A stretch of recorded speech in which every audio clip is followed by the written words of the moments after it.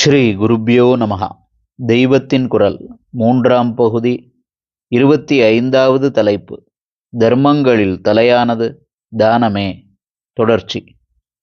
முன்னாளில் வேதமும் யஜ்ஞமும் பூஜையும் தியானமும் வித்யாதானமுமே ஒரு பிராமணனின் 24 மணி ஆக்குபேஷன் ஆகிவிட்டதால் அவனுடைய குடும்ப போஷணைக்காக மற்றவர்கள் தானம் தருவதை வாங்கிக் கொள்ள அவனுக்கு அதிகாரம் இருந்தது.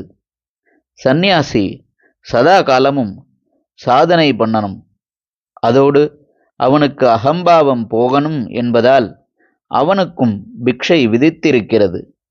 மற்றபடி யாசக விருத்தி ரொம்பவும் நிஷித்தந்தான். 32 வகையான அறங்களை, அதாவது தானங்களை சாஸ்திரங்களில் சொல்லியிருக்கிறது. முதலில் ஜனங்களுக்கு உணவீதல், அப்புறம் பசுக்களுக்கு இறை கொடுப்பது, இப்படியே சொல்லி கொண்டு போய் தர்மச்சத்திரம் கட்டுவது, நந்தவனம் வைப்பது, வைத்தியசாலை வைப்பது, குளம் வெட்டுவது என்றெல்லாம் சொல்லி கடைசியில் ரொம்ப குறைச்சலான திரவிய செலவில் செய்கிற தண்ணீர் பந்தல் கைங்கரியத்தோடு முடித்திருக்கிறது. சிரமமும் செலவும் குறைச்சல் என்றாலும் வாயும் தொண்டையும் வற்றி வருகிறவர்களுக்கு ஜில் என்று புனர்ஜீவன் தருகிற மாதிரி தண்ணீர் பந்தல் வைத்து மோர் தீர்த்தம் தருவது மகா பெரிய புண்ணியமாகும்.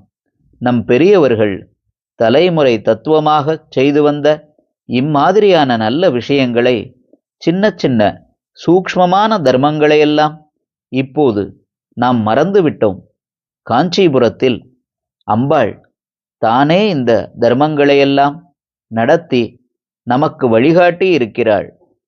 அங்கே காமாட்சியம்மன் கோயிலில் அன்னபூர்ணிக்கு ஒரு சந்நிதி இருக்கிறது. இது தவிர காமாட்சியே அன்னதானம் மட்டும் இல்லாமல் 32 தர்மங்களையும் செய்திருக்கிறாள்.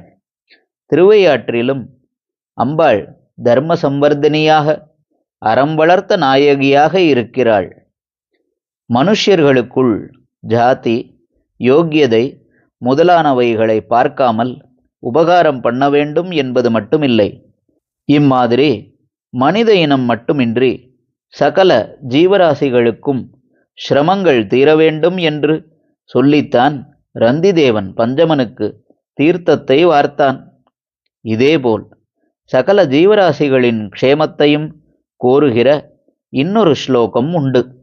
இங்கே ரந்திதேவன் இந்த ஜலம் எல்லா ஜீவராசிகளின் கஷ்டத்தையும் போக்கட்டும் என்று சொன்ன மாதிரி, இந்த இன்னொரு ஸ்லோகத்தில் இந்த தீப பிரகாசம் பட்டு எல்லா உயிரினங்களும் க்ஷேமத்தை அடையட்டும் என்று சொல்லியிருக்கிறது.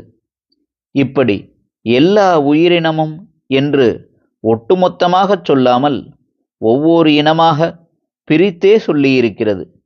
ரந்திதேவனின் ஸ்லோகத்தில் தண்ணீரை சொல்லியிருக்கிறது. இந்த இன்னொரு ஸ்லோகத்தில் அக்னியின் பிரகாசத்தை சொல்லியிருக்கிறது.